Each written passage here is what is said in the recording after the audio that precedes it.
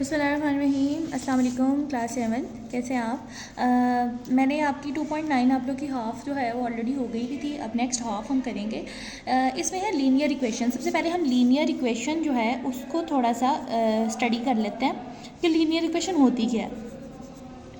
Linear equation वो होती है जिसमें x की वैल्यू x की डिग्री 1 होती है, ठीक है। ax plus b is equal to 0। जैसे कोई भी वैल्यू ले लें आप, 3x plus 5 is equal to 0, 4x plus 2 is equal to 0, मतलब कोई भी आप इस तरह की वैल्यू जिसमें x की डिग्री 1 है, उसके बाद एक कांस्टेंट वर्ड है और फिर इज़ इक्वल टू 0, ठीक है। अब ये देखें यहाँ पर हमारे पास क्वेश्चन है -3x, ये क्वेश्चन नंबर 7 है हमारे पास। अब देखिए हमारे पास ये -3 है ना, तो इसके और ये ब्रैकेट के मिड में कोई वैल्यू नहीं है, कोई साइन नहीं है ना, तो हम इनको आपस में मल्टीप्लाई करेंगे। जब ब्रैकेट के साथ कोई डिजिट लिखा हो या दो ब्रैकेट्स इकट्ठी ऐसे लिखी हुई हो, तो ये इन दोनों के दरमियान कोई साइन नहीं है ना, तो हम इनको आपस में मल्टीप्लाई करते हैं, ठीक है।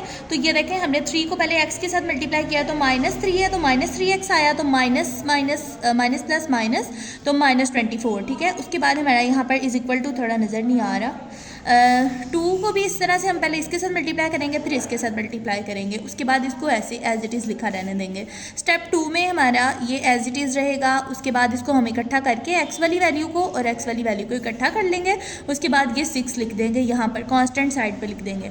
इसमें भी हमने इसको भी ऐसे ही रहने दिया, 12x आ गया हमारे पास, ये 6 आ गया। उसके बाद हमने क्या किया, जो x वाली वैल्यूज़ होती हैं ना, जो हमारे वेरिएबल्स होते हैं, उनको एक साइड पे कर लेते हैं, और जो कांस्टेंट होते हैं उनको एक साइड पे कर लेते हैं। अब ये वेरिएबल था, इसको हमने इस तरफ ले आए, अब ये कांस्टेंट था, इसको हम इस तरफ ले आए, ठीक है। जब भी हम ये हमें पता है कि हमने जब भी लीनियर इक्वेशन वाला क्वेश्चन करना होता है ना, तो हम एक जैसी वैल्यूज़ को एक साइड पर कर लेते हैं और दूसरी साइड पर दूसरी वाली वैल्यूज़ यानी x वाली वैल्यूज़ एक साइड पर और दूसरी साइड पर कॉन्स्टेंट कर लेते हैं। तो ये हमने सॉल्व किया, तो माइनस माइनस प्लस होता है, लेकिन हम जब प्लस माइनस करते हैं तो minus is equal two plus होता है, लेकिन जब हम माइनस कर रहे होते हैं तो इसका साइन प्लस माइनस कर रहे होते हैं तो मल्टीप्लाई नहीं हो रहा होता, ठीक है।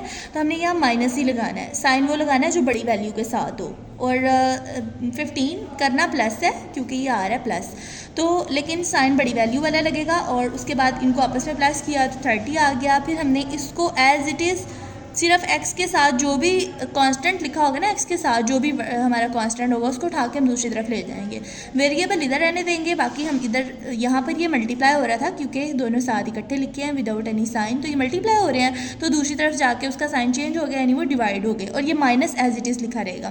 तो अब हम इसको शॉर्ट कर लेंगे, कटिंग कर लेंगे, 15 1 ज़ा 15 एंड 2 ज़ा 30, तो माइनस हमारे पास ये साइन था ना, हम इसको माइनस में लिखेंगे। इसको आप नेक्स्ट हाँ, अगर नेक्स्ट क्वेश्चन है 10। बाकी के जो क्वेश्चन है ना 8 9 और जो भी नहीं होंगे इसमें, वो सारे आपने खुद से करने हैं, इस तरह से वो मिस है, ये क्लास वर्क में करने हैं और वो होमवर्क पे करने हैं। उसके बाद है ये क्वेश्चन है, इसमें भी आपने क्या किया, जो ये वाली वैल्यू है ना इसको इसके साथ मल्टीप्लाई कर लिया, सिंपल 2x और 2 5 ज़ा 10, तो माइनस प्लस माइनस है तो माइनस आया, ये फॉरेक्स ऐसे ही रहने दिया। अब इसको हम सेपरेट कर लेते हैं, इसके साथ डिनोमिनेटर के साथ दोनों न्यूमिनेटर्स को सेपरेट कर लेते हैं ताकि हमारी कोई मिस्टेक ना हो, ठीक है। हमने इसको सेपरेट कर लिया माइनस लगा के, 10/3 को सेपरेटली लिख लिया और -4x। अब हम क्या करते हैं कि हमारा सबसे ईजी वे, एलसीएम लेने में बच्चों को इशू होता है, तो मैंने एक छोटा सा इजी वे आपको ये भी सिखाया, मैं सारे तरीके सिखाए हैं, लेकिन यहाँ पे सबसे इजी वे करेंगे हम। जो बाय के नीचे वाली वैल्यूज़ है ना, जो ये बाई के नीचे वाली वैल्यूज़ होंगी ना, ये सेम है, हम क्या करेंगे, अगर सेम ना भी होंगी ना तो भी हम इसके साथ मल्टीप्लाई कर देंगे सारी वैल्यूज़ को अलग अलग, ठीक है। जैसे taking LCM on both sides by multiplying 3 on both sides, मतलब बोथ साइड्स मतलब इक्वल की दोनों साइड्स पे हमने मल्टीप्लाई करना है 3 को। अब ये देखें यहाँ पे 6 अलग से था, 6 को मल्टीप्लाई किया, फिर -2x/3 था तो उसको मल्टीप्लाई कर लिया, फिर -10/3 वैल्यू थी हमारे पास, उसे मल्टीप्लाई किया, और प्लस इज इक्वल टू यहाँ 4x था तो उसे अलग से मल्टीप्लाई किया। अब जो नीचे वाली वैल्यू डिनोमिनेटर जो होता है ना, वो साइड से मल्टीप्लाई कटिंग हो जाता है, ये देखें डिनोमिनेटर इसके साथ कटिंग हो रहा है, हमने इन दोनों को कटिंग कर दिया। अब ये इनको मल्टीप्लाई करेंगे तो 18 आएगा, -2x रह गया था यहाँ पर -10 रह गया था, इनको मल्टीप्लाई करेंगे तो 12x आ गया हमारे पास। अब हमने फिर से वही चीज़ करनी है, फिर से वही चीज़ें रिपीट करनी है कि जो हमारे पास जो हमारे पास ये आएगा ना कांस्टेंट, इसको हमने सॉल्व कर लेना है, और जो ये हमारे पास वेरिएबल है इसको हम इस तरफ ले गए हैं ताकि दोनों चीज़ें सॉल्व हो सकें। अब ये 14x आ गया, थोड़ा सा मैं लिख देती हूँ, और 10x